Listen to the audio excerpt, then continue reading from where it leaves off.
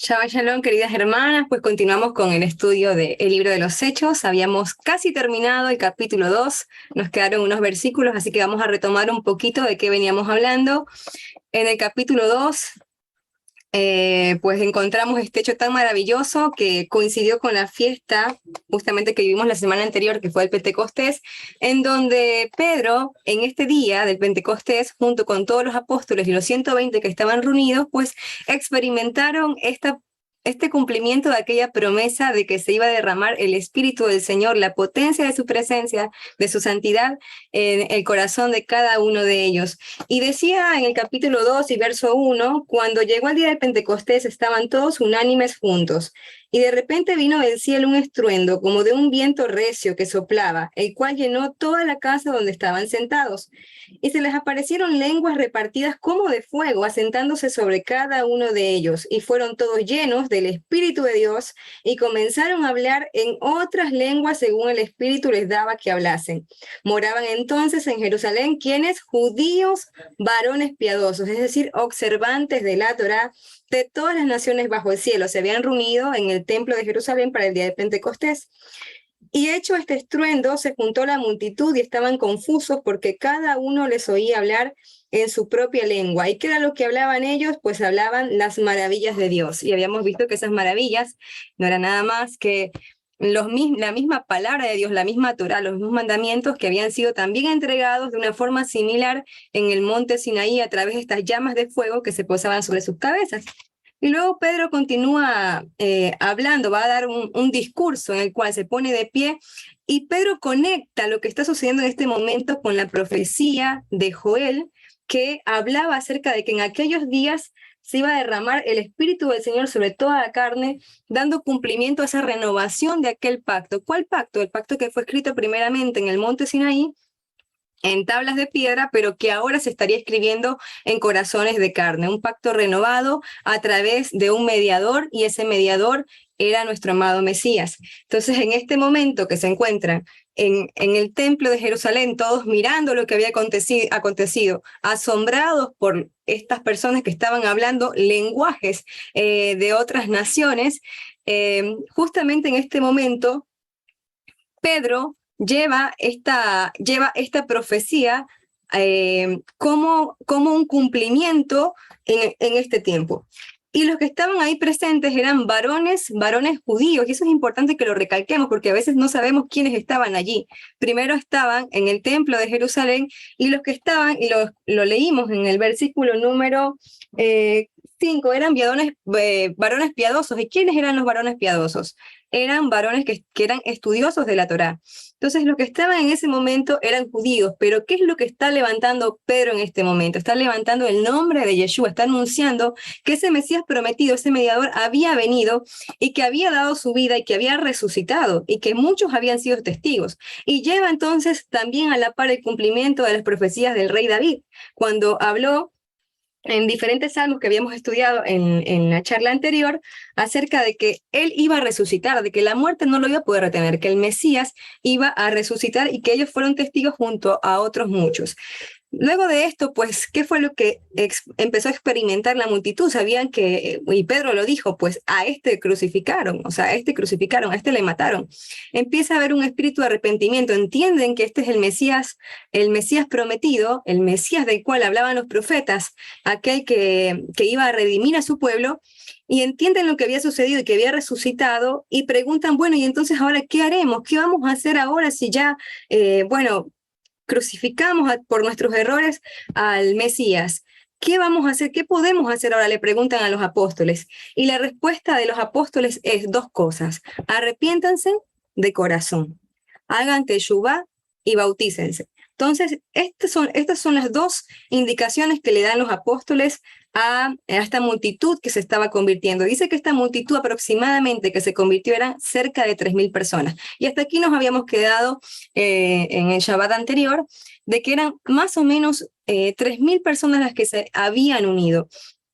Y continuaba diciendo en el versículo 42, que todas estas personas, sabemos que muchas eran de otras naciones, eran judíos, sí, tenían su fe judía, eran estudiosos de la Torá, Sí, ahora había pasado algo muy importante que ellos se habían completado, que esa era la misión que tenían los apóstoles en relación a aquellos que tenían la Torá, era que se completaran a través del conocimiento del Mesías, de Yeshua como Mesías y Salvador.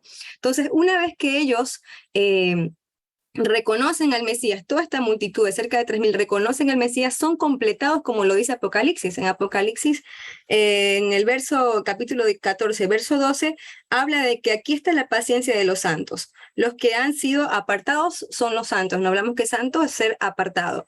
Tienen dos características estos: los que guardan los mandamientos de Dios y la fe del Mesías, porque las dos cosas son necesarias. Es necesario tener la Torá, los mandamientos, guardar los mandamientos y reconocer que Yeshua fue y es nuestro Salvador, el que dio la vida en la cruz, el que nos justifica a través de su sangre y que es el Mesías y Salvador dado por el Señor. Entonces las dos cosas son sumamente importantes y toda esta multitud de 3.000 personas había entendido que Yeshua era el Mesías. Entonces muchos de estos que eran de otras naciones seguramente volvieron a sus lugares, pero tal vez otros que estaban más cercanos quedaron y se empezó a formar una comunidad.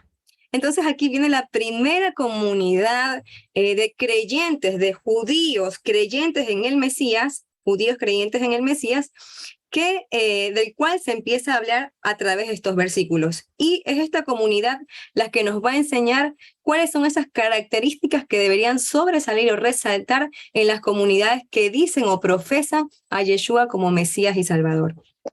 Y en el verso 42 dice que esta comunidad, estas 3.000 personas, algunos se fueron, algunos se quedaron, perseveraban en la doctrina de los apóstoles. ¿Y cuál era la doctrina de los apóstoles? La doctrina de los apóstoles era lo que el Mesías Yeshua les había enseñado, que era la Torá, la verdadera interpretación de la ley del Señor, de la instrucción del Señor, depurada de todo aquello que había sido agregado por hombres. También perseveraban en la comunión unos con otros, en el partimiento del pan y perseveraban en las oraciones.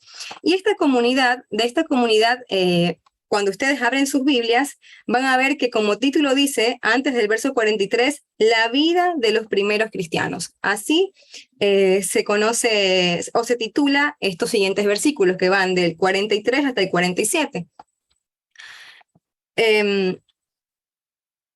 Pero sabemos y ya quedamos con este entendimiento de que estos cristianos no eran una nueva religión, sino que eran judíos que habían aceptado al Mesías como Señor y Salvador. Eso tiene que quedar muy claro en nuestros corazones para poder ir derrumbando todos aquellos falsos fundamentos que nos dieron tal vez durante el catolicismo, algunos que venimos del catolicismo, del cristianismo, que nos enseñaban que aquí había resurgido una nueva iglesia y que acá, bueno, digamos que había quedado, esto era como que estábamos usurpando la fe de los judíos y ahora ya estábamos reemplazando esta fe y había nacido una nueva fe para los gentiles y no es así. Vemos que realmente ellos eran judíos. Y esto acá es un poquito acerca de la historia. Dice que el cristianismo primitivo, que generalmente se considera el periodo del tiempo desde su origen hasta el año 325, es decir, desde el Mesías, los apóstoles, hasta antes de que se fundara la Iglesia como universal católica, se extendió desde el Mediterráneo oriental por todo el Imperio Romano y más allá, llegando tan al este como la India. Originalmente, esta progresión estaba estrechamente conectada con los ya establecidos centros judíos en la Tierra Santa y en la diáspora judía. Entonces, veamos cómo justamente estaba conectado con qué, con los centros judíos. Los primeros seguidores del cristianismo, y lo vamos a seguir nombrando como cristianismo porque es seguidor de Cristo, ¿no? Pero ya con el concepto aclarado en nuestra mente. Los primeros seguidores del cristianismo eran judíos o prosélitos de justicia. ¿Y quiénes eran los prosélitos de justicia? Eran aquellos que no eran judíos por sangre, pero que se habían convertido hacia el judaísmo. También estaban otros, que es un tercer grupo, que eran los que se solían sentar en la parte más lejas de la sinagoga o cerca de las puertas, los llamaban también como lo de las puertas, que eran los temerosos de Dios. Ellos eran los que estaban como en ese proceso de querer entender y todavía no se habían convertido, pero estaban en ese proceso de querer convertirse. Entonces, vemos que los que empezaron a reconocer a Yeshua como el Mesías eran justamente judíos o prosélitos. Acá dice un poco más que las sedes apostólicas, o sea, cuando se formaban las sedes apostólicas, reclamaban haber sido fundadas por uno o más de los apóstoles de Jesús. que se dispersaron desde Jerusalén en algún momento después de la crucifixión de Jesús, probablemente después de la Gran Comisión. Dice que los primeros cristianos se reunieron en pequeñas casas privadas, y esto también es importante porque ahora cuando hablemos de unidad vamos a comprenderlo. Se reunían, estas comunidades que empezaban a surgir, se reunían en pequeñas casas privadas, que eran conocidas como iglesias domésticas. Acuérdense cuando, por ejemplo, decía Pablo, saludo a la iglesia de su casa, por ejemplo, lo dice acá, lo tengo en Romanos 16, cuando Pablo da varios saludos personales y, por ejemplo, solo para dar un ejemplo, saluda en el verso 3 del capítulo 16 de Romanos, saludad a Priscila y Aquila, mis colaboradores en Cristo Jesús, que expusieron su vida por mí, a los cuales no solo yo doy gracias, sino también todas las iglesias de los gentiles. Saluda también a la iglesia de su casa. Entonces, muchas casas eran verdaderas iglesias, pero a la vez también existían congregaciones. Sí, estas congregaciones, que acá lo vamos a encontrar traducido como iglesia, que viene de esta palabra griega, en realidad era asamblea o reunión o congregación, ¿sí? Entonces era esta la que se denomina también Keilah. Estas congregaciones no eran nada más y nada menos que sinagogas. Sinagogas. Y de hecho, justamente los apóstoles iban a predicar a sinagogas. Y lo vamos a ver acá en un ejemplo, en el apóstol Pablo, lo voy a leer también rápidamente, en Hechos 17, el capítulo 17 y en adelante, unos versículos. Pasando en el verso 1, pasando por Anfípolis y Apolonia, llegaron a Tesalónica. ¿Quiénes estaban aquí? Estaba Pablo y Silas. Pablo y Silas llegaron a Tesalónica, donde había una sinagoga de los judíos. Y Pablo, como acostumbraba, fue a ellos y por 3 días de reposo discutió con ellos. O sea, estuvo 21 días, 3 días de reposo discutiendo con los de la sinagoga. ¿Qué hacía? No es que estaba peleando, le estaba exponiendo que Yeshua era el Salvador, que era el Mesías, declarando y exponiendo por medio de las Escrituras que era necesario que el Cristo padeciese y resucitase de los muertos, y que Jesús, a quien yo os anuncio, decía él, es el Cristo. Y algunos de ellos creyeron y se juntaron con Pablo y con Silas. Y de los griegos piadosos, gran número. Ahí hablamos de los que eran piadosos, ¿no? Y mujeres nobles también. Entonces vemos como, aquí solamente es un ejemplo de los diversos ejemplos, cómo acostumbraba Pablo a ir a predicar que Yeshua era el Mesías y Salvador a las sinagogas, porque él buscaba que fueran completados, es decir, tenían la Torá, pero necesitaban tener al Mesías, Señor y Salvador. Entonces, acá vamos a empezar a leer a partir en Hechos, no me volvemos a Hechos 3, Hechos 2, del verso 43 al verso 47, en donde nos va a narrar cómo fue la vida de estos primeros convertidos. Dice que sobrevino temor a toda persona y muchas maravillas y señales eran hechas por los apóstoles. Verso 44, todos los que habían creído estaban juntos. Este es el primer principio que nos enseñan, que todos los que habían creído estaban juntos y tenían en común todas las cosas, y vendían sus propiedades y sus bienes, y los repartían a todos según la necesidad de cada uno. Y perseverando unánimes cada día en el templo y partiendo el pan en las casas, comían juntos con alegría y sencillez de corazón, alabando a Dios y teniendo favor con todo el pueblo, y el Señor era el que se encargaba de añadir cada día a la iglesia los que tenían que ser salvos. Vemos como ellos tenían algo muy importante, que era la comunión. La comunión. Tenían todas las cosas, dice que ellos tenían todas las cosas en común.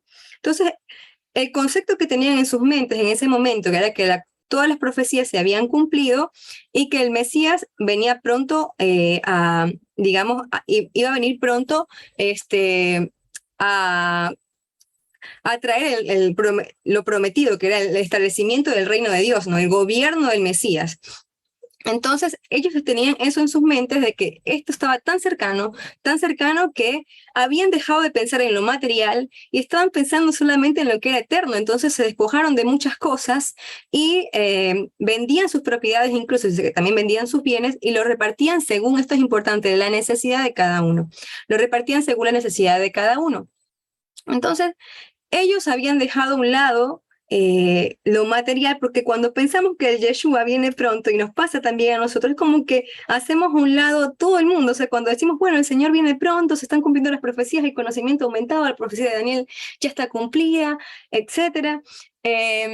Pensamos, bueno, Señor, entonces, ¿qué estoy haciendo con mi vida? ¿En qué estoy invirtiendo mis horas? ¿En qué estoy invirtiendo mis recursos? Y esto es lo que le pasaba a estas personas. Entonces habían decidido entregarlo todo y habían decidido, pues, compartir y vivir en comunidad.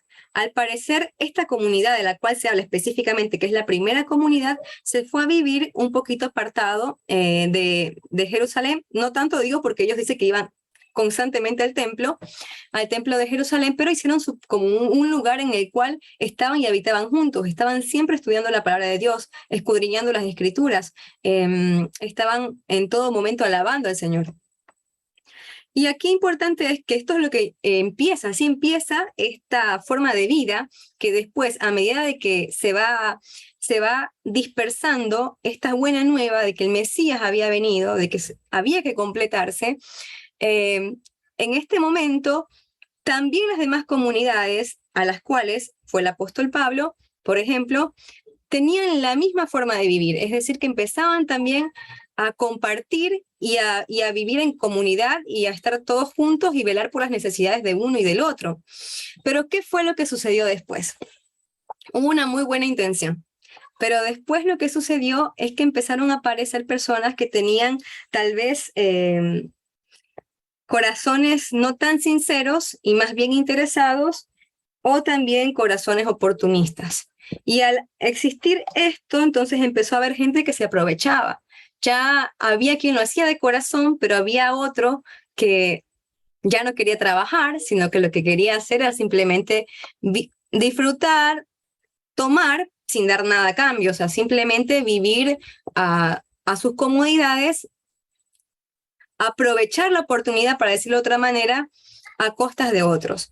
Entonces, cuando empezó a ocurrir todo esto, como que se fue deteriorando ese sentido solidario y beneficioso que había en el corazón de los que estaban formando esta comunidad, y es por lo cual Pablo más adelante incluso habla en la carta a Tesalónica de cómo tenían que actuar. Es un llamado de atención y exhortación, y lo vamos a leer acá, el deber de trabajar. Es por eso que cita Pablo luego en esta carta el deber de trabajar, porque esto es lo que estaba ocurriendo. Dice, pero os ordeno, hermanos, en el nombre de nuestro Señor Jesucristo, que os apartéis de todo hermano que ande desordenadamente y quiera andar desordenadamente, y no según la enseñanza que recibisteis de nosotros, porque vosotros mismos sabéis de qué manera debéis imitarnos. Él ponía el ejemplo. Pues nosotros no anduvimos desordenadamente entre vosotros, ni comimos de balde el pan de nadie, sino que trabajamos con afán y fatiga, día y noche, para no ser gravosos a ninguno de vosotros, no porque no tuviésemos derecho, sino por daros nosotros mismos un ejemplo para que nos imitéis. Porque también cuando estábamos con vosotros os ordenábamos esto: si alguno no quiere trabajar, tampoco coma, porque oímos que algunos de entre vosotros anda desordenadamente, no trabajando en nada, sino entremetiéndose en lo ajeno, porque el que no trabaja le queda tiempo de sobra para hacer lo que no debe. A los tales mandamos y exhortamos por nuestro Señor Jesucristo, que trabajando sosegadamente coma su propio pan. Y vosotros, hermanos, y esto es lo más importante, no os canséis de hacer el bien, porque podemos decir, no, entonces ya no vamos a ayudar. Y se crea un corazón equivocado, se crea en nosotros un sentimiento equivocado, que es el de no querer dar, y esa no debe ser nuestra condición. Nuestra condición siempre tiene que ser dar. No nos cansemos de hacer el bien. Pero aquí Pablo está enseñando dos cosas muy importantes, dos fundamentos muy importantes que deben en este día calar también en nuestros corazones. Nos está enseñando lo que no tenemos que hacer, o lo que no tenemos que ser. ¿Sí? Oportunistas, interesados, pero nos está enseñando y recalcando lo que tenemos que ser. Dos cosas. Nos enseña lo que no debemos de ser y nos enseña cuál debe ser nuestra posición. La de siempre dar, la de siempre tener ese corazón generoso, esas manos abiertas para querer dar al que necesita. ¿Y qué es necesidad? Volvemos. Es alimento, vestido y seguridad. Si alguno no obedece lo que decimos por medio de esta carta, a ese señaladlo y no os, vamos a mover acá para poder ver, no os juntéis con él para que se avergüence, mas no lo tengáis por enemigo, sino amonestadle como hermano. Es decir, llamarle la atención, así no es, habla con él, dialoga con él, hazle un llamado de atención para que pueda comprender que está actuando mal.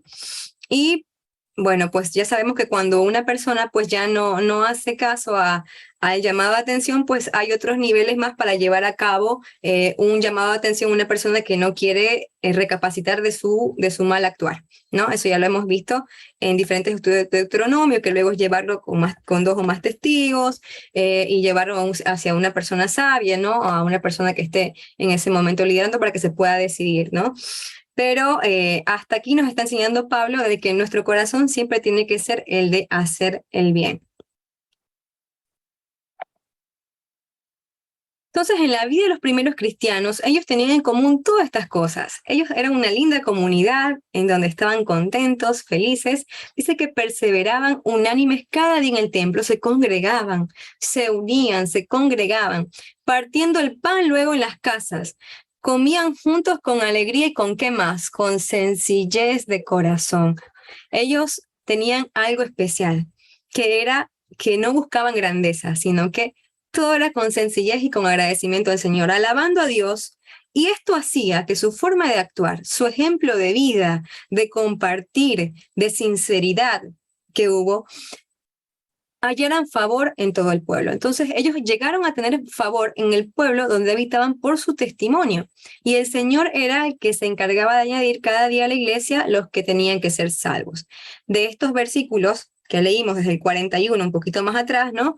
Hasta el 47, tenemos estas 8, podríamos decir, 8 características de las primeras comunidades de creyentes de las cuales debemos de aprender, de las cuales tenemos que imitar. Eso es lo que nos está enseñando en esta primera parte del libro de los Hechos, del capítulo final del capítulo 2, es que ellos primero, ¿qué fue lo que hicieron cuando se dieron cuenta de que Yeshua era el Mesías? Cuando pudieron ver que Yeshua era el Mesías, que fueron completados, hicieron teshuvá, se arrepintieron de todo corazón, volvieron al punto rojo. El punto rojo es las sendas antiguas, como lo decía el profeta, volved a las sendas antiguas, e hicieron tevilá, se bautizaron, ¿no? Se bautizaron como una demostración, algo, digamos, gráfico de que están siendo lavados por el agua de la palabra del Señor, están siendo levantados como una nueva oportunidad de hacer las cosas como a Dios le agrada. Un pacto, yo quiero hacer de ahora en adelante, Señor, tu voluntad. Quiero que tú seas mi Señor y yo voy a mostrar a través de esta sumersión en agua que yo quiero obedecerte, que quiero tener una vida nueva. Luego, ellos perseveraban en la doctrina de los apóstoles, es decir, siguieron las enseñanzas del Mesías, lo que el Mesías enseñó que podemos leer en los evangelios. Ellos alababan a Dios, tenían corazones gratos, eran agradecidos con Dios, oraban constantemente, estaban constantemente como las mujeres de oración, orando constantemente. Estaban juntos y tenían en común todas las cosas. Ellos, había mucha unidad y también compartían todas sus cosas. Perseveraban unánimes cada día en el templo, se congregaban. Comían juntos con alegría y sencillez de corazón. Como compartían, como cuando compartimos en las comunidades y comemos y estamos contentos y todo es como una fiesta, así. Hallaban favor, por tanto, delante del pueblo, así que tenían buen testimonio. Entonces, nuestra comunidad está dando un buen testimonio en nuestra ciudad. Hay personas inconversas que al ver cómo actuamos están interesados en saber un poco más de nosotros o hallamos gracia y ellos pueden decir, no, ellos son personas de bien. O sea, ¿cómo está impactando ya no como un ser individual, sino como una comunidad a las naciones, al pueblo, a lo más cercano en la ciudad en la que habitas? Son preguntas que nos vamos a ir haciendo si nos estamos pareciendo un poco más a esta comunidad a la cual tendríamos que imitar. Entonces entramos en el capítulo 3 y en el capítulo 3 vamos a encontrar un episodio que es la curación de un cojo. Entonces se divide en 2 partes. En nuestra Biblia vamos a ver que se va a dividir en una primera parte que va a narrar cómo cómo se dio, o los hechos de curación del cojo, de un cojo, y luego el discurso de Pedro en el pórtico de Salomón, que va a estar basado en ese milagro, en el milagro de la curación de un cojo. Y para comprenderlo vamos a ver que este es un esquema del templo de Jerusalén, y vemos cómo estaba distribuido. Había un patio de las mujeres, acá estaba el altar del sacrificio, y más en profundidad estaba el lugar santo y luego el lugar santísimo, ¿no? Así era como estaba distribuido en forma de un esquema. Este es un esquema de lo que era el templo, ¿no? Y acá, por ejemplo, tenemos una puerta que se llama la puerta hermosa. Esa puerta hermosa era la puerta de entrada, de ingreso al templo. Y vamos a ver que justamente es en este lugar en donde se da este hecho. El hecho del capítulo 3 se va a desarrollar en la puerta la hermosa. ¿Por qué? Porque en esta puerta, la hermosa, se encontraría un cojo que era cojo de nacimiento, que en ese día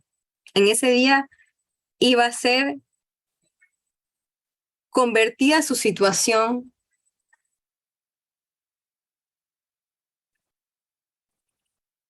de limitación, su situación de no poder caminar, esa situación de estar limitado, de no poder avanzar, de estar pidiendo limosna, iba a ser convertida en saltos de alegría, en gritos de júbilo, gracias a lo que iba a ocurrir.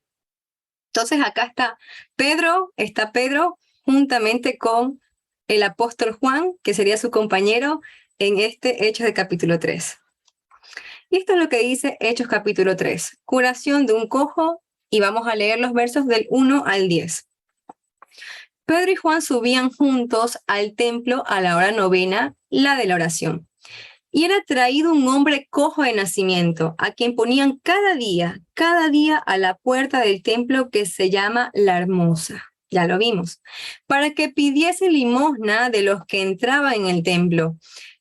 Cuando vio a Pedro y a Juan que iban a entrar en el templo, les rogaba que le diese limosna. Pedro, con Juan, fijando en él los ojos, le dijo: míranos.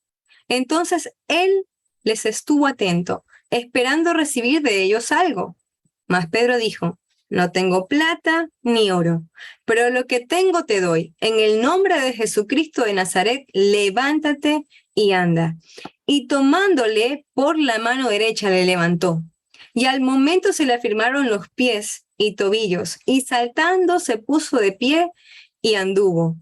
Y entró con ellos en el templo, andando y saltando y alabando a Dios. Y todo el pueblo le vio andar y alabar a Dios. Y le reconocían que era el que se sentaba a pedir limosna a la puerta del templo La Hermosa. Y se llenaron de asombro y espanto por lo que había sucedido. Y estos versos del 1 al 10 nos van a enseñar las características de los apóstoles que debemos de imitar. No porque nos nombremos apóstoles, no. Ya dijimos cuáles son los requisitos que tienen que existir para que una persona sea llamada como apóstol, ¿no? Haber compartido con Yeshua en vida, haber visto a Yeshua resucitado. Entonces, son cosas que ya el día de la fecha no se pueden dar, y ya eso ya lo establecimos en los estudios anteriores, pero me refiero a su forma de actuar. Nos va a enseñar, nos va a dar una enseñanza el día de hoy de cómo nosotros, como discípulos del Mesías, como seguidores del Mesías, debemos de vivir. Y más aún aquellos, y esto es un mensaje que también va dirigido más aún a aquellos que están enseñando la palabra de Dios, ¿sí? Y aquí digo todos, porque todos tenemos ese llamamiento de enseñar la palabra del Señor en nuestras casas, a nuestros hijos primeramente, ¿no? A nuestros hijos, primeramente los nuestros, y también a aquellos más que podamos acercarnos, ¿no? Entonces, realmente nos va a servir las características de los apóstoles para poderlas imitar nosotros en nuestro día a día. Y empieza en el verso 1 diciendo que Pedro y Juan subían juntos al templo a la hora novena, la de la oración. Y acá la primera característica que nos va a enseñar el apóstol Pablo y nos va a enseñar el apóstol Pedro y el apóstol Juan es la disciplina. La disciplina, ¿por qué? Porque dice que ellos iban al templo a la hora novena. La hora novena, lo habíamos visto en el gráfico de la hora secular comparada con el horario bíblico, representa las 3 de la tarde. Y sucede que a las 3 de la tarde era el tiempo de la oración de la tarde, que es conocida como minja o regalo. Entonces, ellos tenían esa disciplina de orar de mañana, de tarde y de noche, como lo hacía el rey David, como lo hacía el profeta Daniel. Todos ellos tenían esta costumbre que era de orar 3 veces al día. Y esto requiere disciplina, porque a veces uno puede andar desapercibido durante el día y te olvidas de orar, pero ellos eran disciplinados. Ellos sabían que tenían que orar en los tres tiempos y oraban, Shaharit, Minja y Arbit. O sea, esto nos enseña cómo ellos eran disciplinados y nos da a nosotros también esa enseñanza de ser disciplinados para orar, de ser disciplinados para el estudio de su palabra, de darle el tiempo a Dios, que el tiempo que en realidad se requiere para poder escudriñar sus escrituras. O sea, la primera característica que nos está enseñando los discípulos, los apóstoles en este día, que específicamente acá encontramos al apóstol Pedro y Juan, es la disciplina.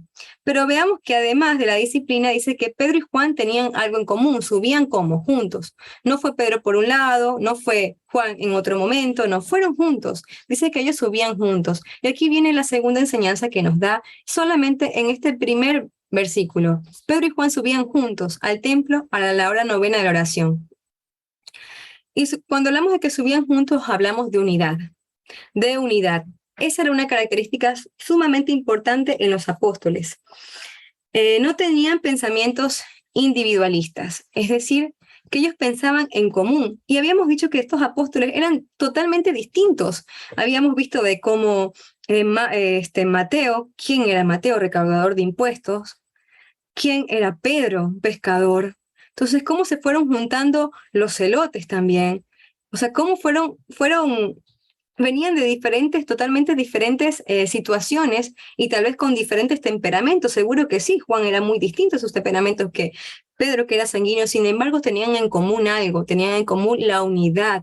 Ellos estaban unidos y sus pensamientos no eran egoístas, no eran pensamientos individualistas, porque si esto hubiera sido así, ¿qué es lo que hubiera pasado? Se hubieran formado una iglesia por cada discípulo. Imagínense, hubiera existido la iglesia de Pedro, la iglesia de Juan, la iglesia de Mateo, y así sucesivamente la iglesia de cada uno de los apóstoles y la de Pablo, que fue el último apóstol. Entonces, ellos tenían un pensamiento de unidad, no tenían un pensamiento egoísta o individualista. Ellos pensaban en unidad. Eso fue lo que permitió de que toda esta doctrina se conservara y fuera enseñada de esa forma, sin divisiones en su forma original. Después aparecieron las diferentes interpretaciones y cada uno dijo, yo pienso de esta manera y hago mi propia Biblia, ya lo vimos con Marción del Ponto, etcétera. Fueron cada uno creando sus formas de pensar y se fueron abriendo y alejando cada vez más ¿de dónde? De la doctrina de los apóstoles, de aquella en las que perseveraron las primeras comunidades, en la doctrina de los apóstoles.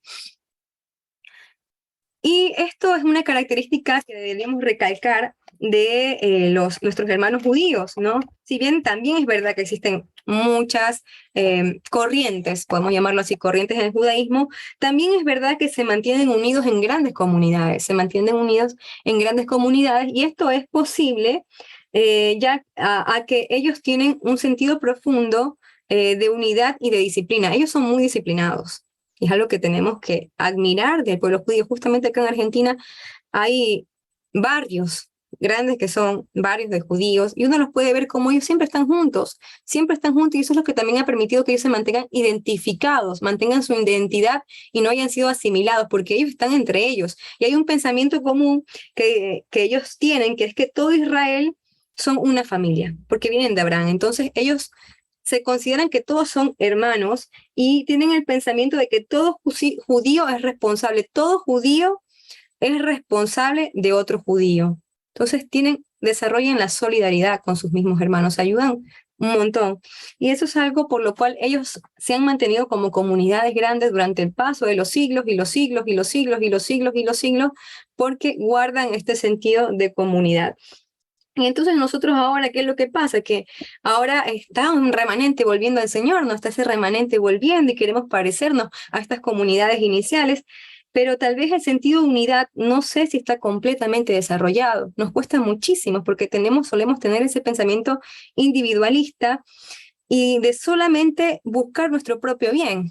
Entonces, ¿qué nos está enseñando los apóstoles el día de hoy? ¿Es eso? ¿Es como buscar siempre nuestro propio bien o buscar el bien de la comunidad completa, o sea, el bien de toda la comunidad? Y puede suceder que las personas, o sea, que están volviendo, y es lo que vemos constantemente, ¿por qué van las divisiones? ¿Por qué se siguen dividiendo? Porque las personas que van llegando al conocimiento de la palabra del Señor por ahí conocen algo más distinto, conocen algo más relevante y tal vez empiezan a crecer, pero no quieren crecer en comunidad, sino quieren crecer por un pensamiento egoísta en forma individual. Entonces, en vez de compartir aquello que conocen o que aprenden, pues se empiezan a alejar y hacen su propia doctrina y va y se abre una nueva comunidad. Y es así como hemos marchado durante todos los años y aún sigue ocurriendo de que estos remanentes que están volviendo también se van separando. Entonces, ¿cómo vamos a decir nosotros que somos hijos de Israel, que estamos volviendo, si estamos causando divisiones, si somos egoístas, si tenemos pensamientos individuales, si queremos solamente nuestro propio bien para mí, para mí, para mí, para mí y no para los demás? Entonces, wow, esto nos está bastante exhortando el día de hoy de cómo estamos actuando. Y si aprendiste algo nuevo, y esto es algo que me lo anoté yo mientras estaba haciendo todo esto, y todas estas palabras penetraban mi corazón y me llevaban a autoexaminarme a mí, como había dicho mi mamá al inicio del estudio, de que ella también había hasta llorado y todo, me pasó lo mismo, esto penetró mi corazón. Y el hecho de que si aprendiste algo nuevo, compártelo, no te lo encierres para ti mismo, sino que compártelo, crece al horizontal y crece en lo vertical. Crece tú mismo, pero también lleva contigo los que están a tu alrededor. Y eso nos va a llevar al sentido de la comunidad, de unidad, al estar juntos, al avanzar, aunque uno sea más pequeño, uno sea más grande, uno tenga mayor capacidad, otro tenga menor capacidad en diferentes áreas, ¿no? Porque cada quien tiene un área que es mejor que cada quien.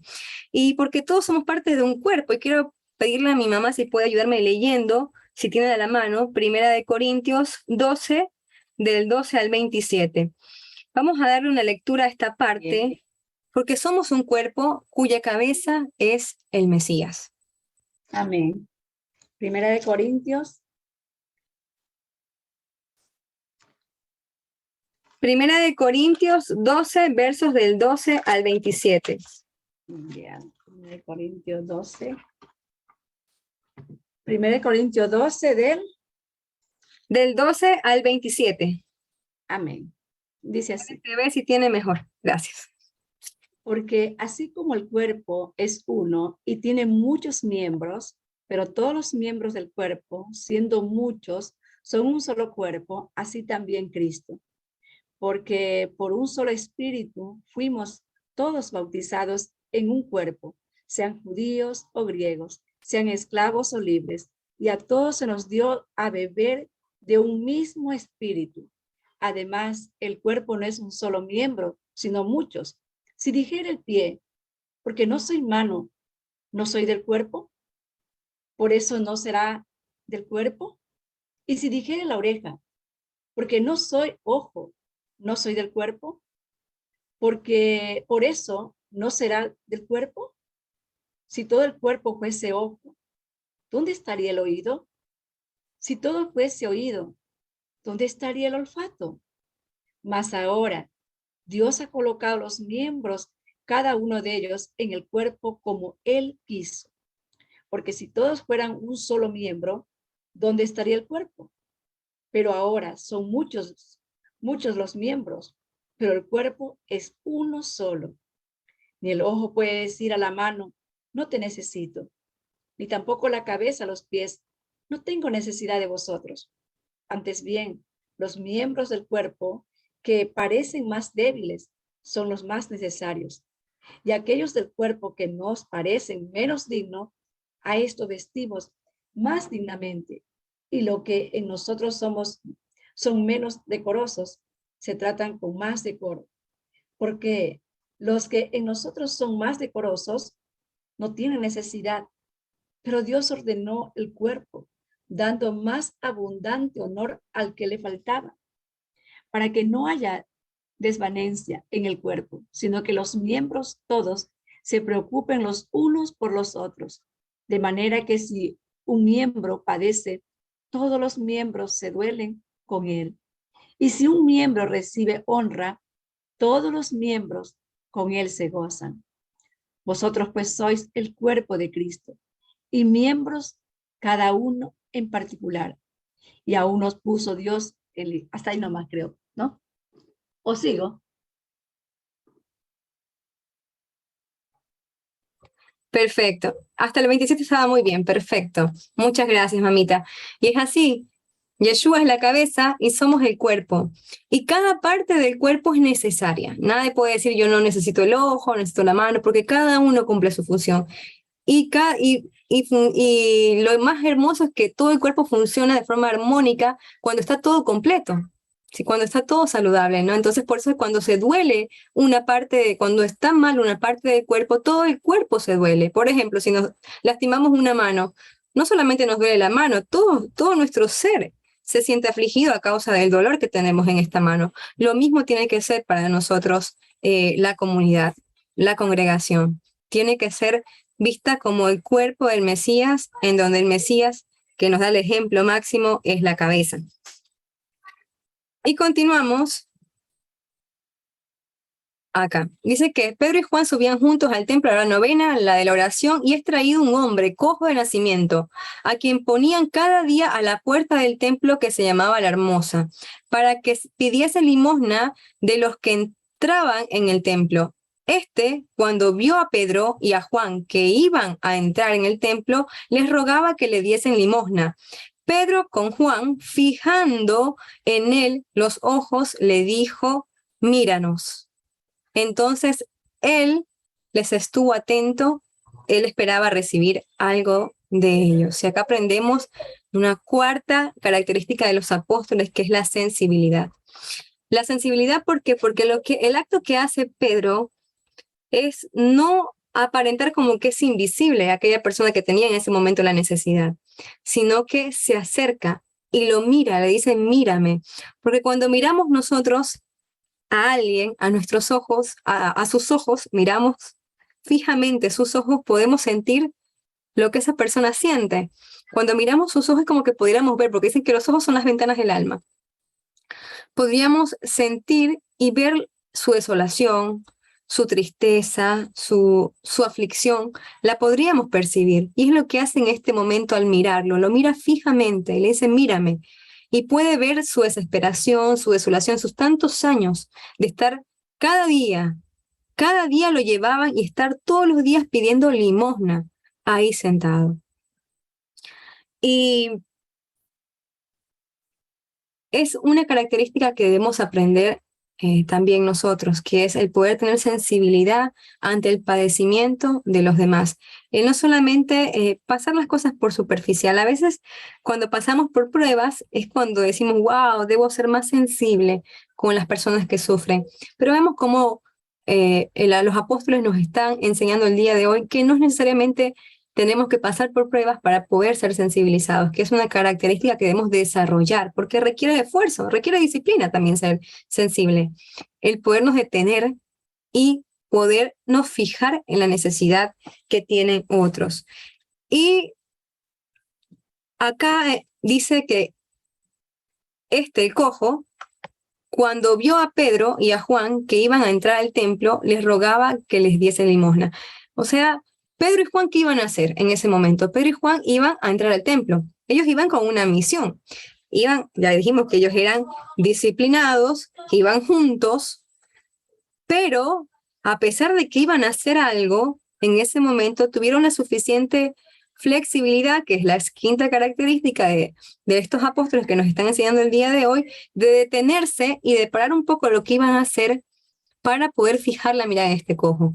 Es decir, que una característica importante en los apóstoles, en este caso que nos está enseñando a todos nosotros lo que queremos aprender más del Señor y queremos ser imitadores del Mesías, es que están atentos para reconocer cuando hay oportunidades de ministrar. Dicho en otra manera, oportunidades de servir, porque ministro o ministerio es servicio. Entonces, a veces decimos que esa palabra ministerio como que no es tan linda, pero en realidad es servicio, entonces son los servidores. Entonces, ven, están atentos, a pesar de que tienen toda tal vez su agenda formada, saben lo que van a hacer, son muy disciplinados, tienen repartidos sus horarios, a tal hora van a hacer alguna actividad, hasta esta hora van a trabajar, hasta esta hora van a estudiar, etc. Ellos tenían esa sensibilidad también y flexibilidad en su tiempo de poderse detener y parar las cosas y escuchar cuando el Señor les hablaba y detenerse cuando veían esa oportunidad de servir a alguna persona. Y le dice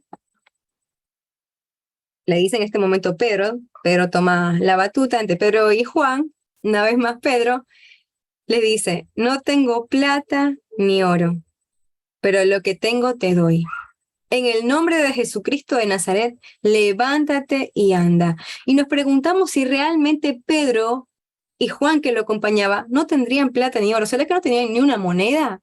¿Así andaban los apóstoles realmente sin dinero? Y la realidad es que no, porque vemos que las personas que se convertían tenían todo en común. Es lo que estaban diciendo, ¿no? Entonces parece que no tenían escasez. O sea, había con sencillez, pero había lo que se necesitaba. Se suplían las necesidades. Entonces, tal vez, no sé si no tendría nada absolutamente para darle, pero ¿qué fue lo que sucedió? ¿Por qué Pedro no le dio, guiado obviamente por el Señor, no le dio plata, ni oro, ni ninguna moneda, ni ninguna limosna, sino que lo sanó?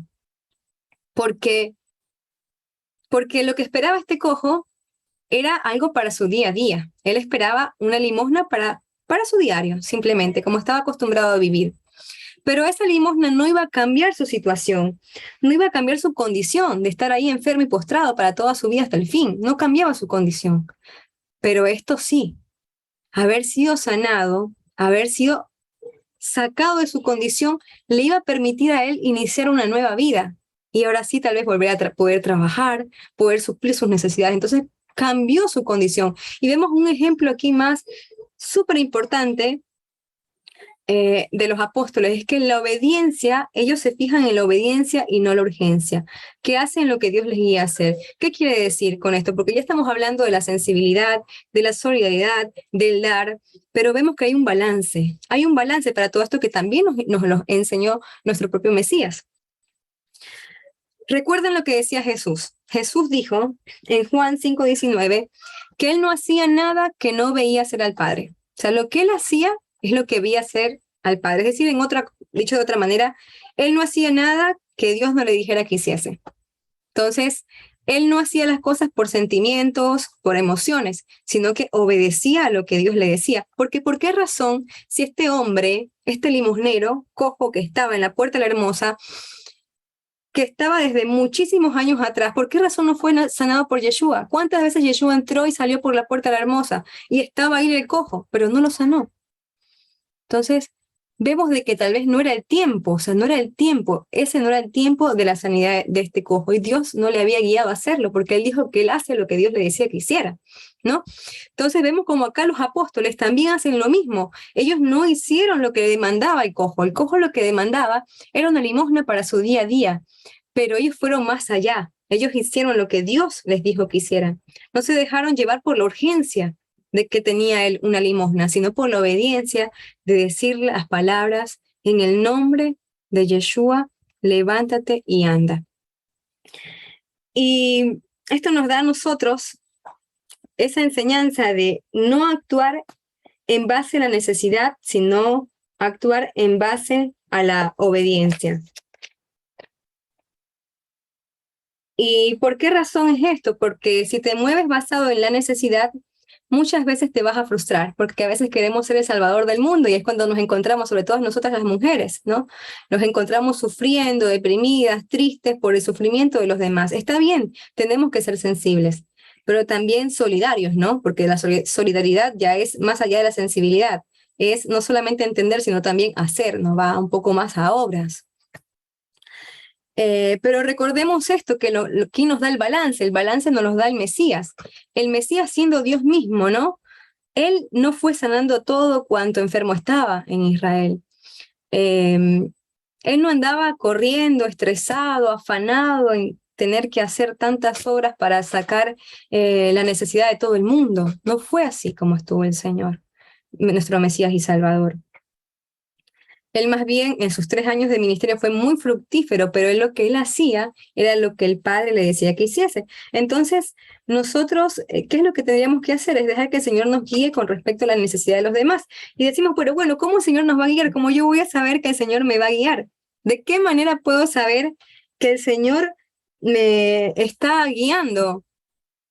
Y hay una frase que repite siempre Joseph y que nos la enseñó la primera vez que estuvo con nosotros acá, fue que si el Señor guía, cuando nosotros queríamos también, estábamos con todo esto de anunciar la palabra, queríamos con toda pasión lo que habíamos conocido, que los conocieran los demás, queríamos formar una generación desafiante, y Él nos dijo una palabra que, wow, nos ha servido mucho y que la aplica en este comentario, que es, si Dios te guía, Dios te provee. Entonces, cómo voy a saber si Dios me está guiando a suplir la necesidad de una persona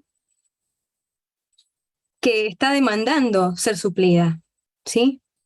Entonces, ¿cómo lo voy a saber? Es que si el Señor guía, el Señor provee, porque si yo solamente digo, bueno, cuando el Señor me hable, a veces somos también muy sentimentales y a veces nos cuesta reconocer la voz del Señor. Es sincero, esto es sincero, es así. A mí me pasa, nos pasa a todos. Nos cuesta muchas veces reconocer al Señor, por eso oramos, decimos, Señor, háblanos a través de tu palabra, Señor. Padre, muéstranos, Padre amado, cuál es el camino así, porque nos cuesta a veces encontrar la dirección del Señor. Pero en cambio, lo que es esta reafirmación, y lo vamos a sustentar en la Biblia, ¿por qué lo dice así?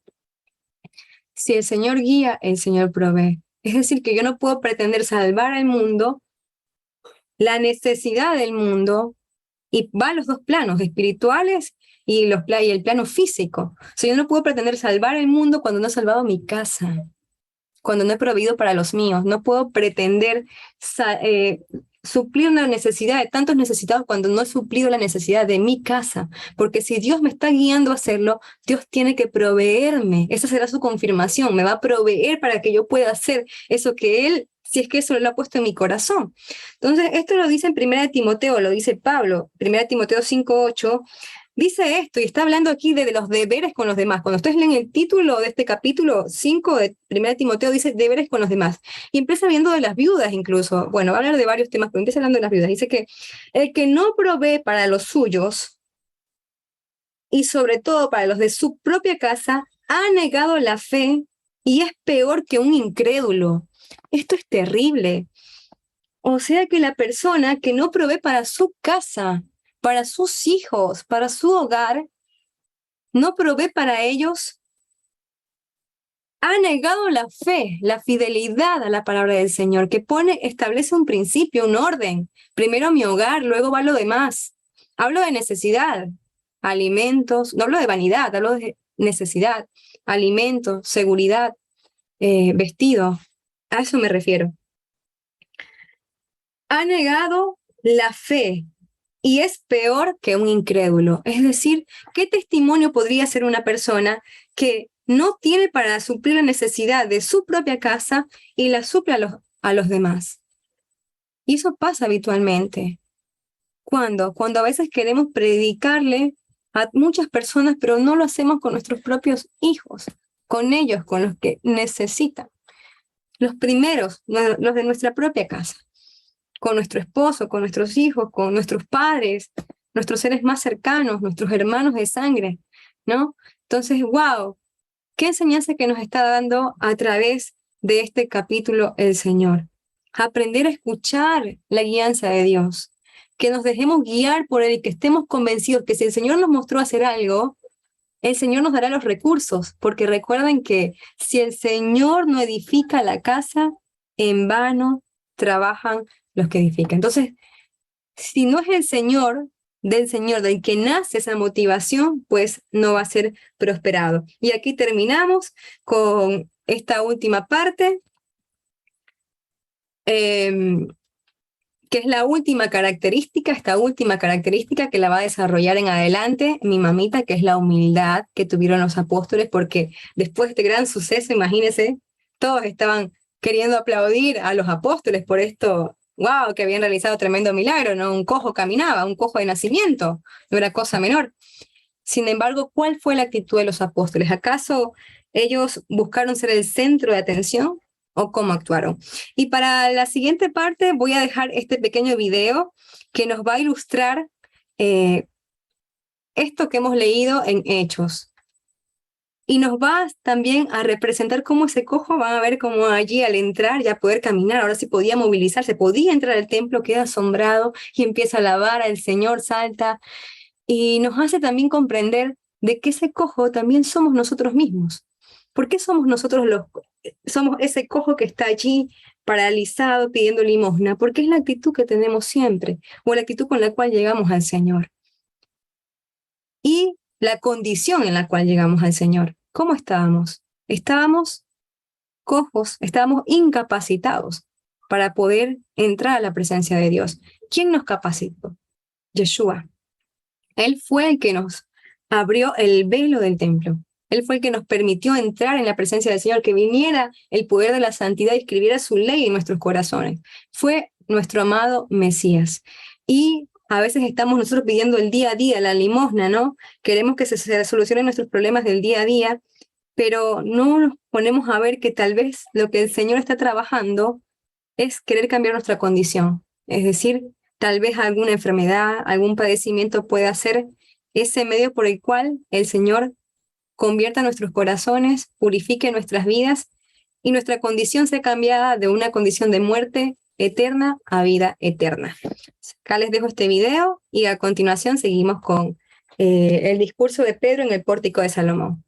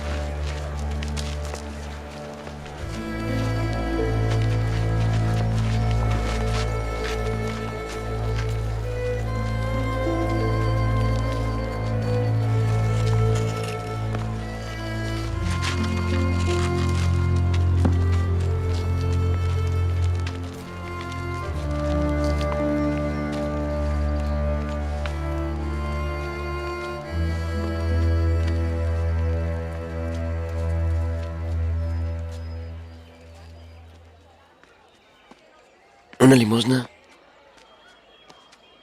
Una limosna, por favor. Míranos.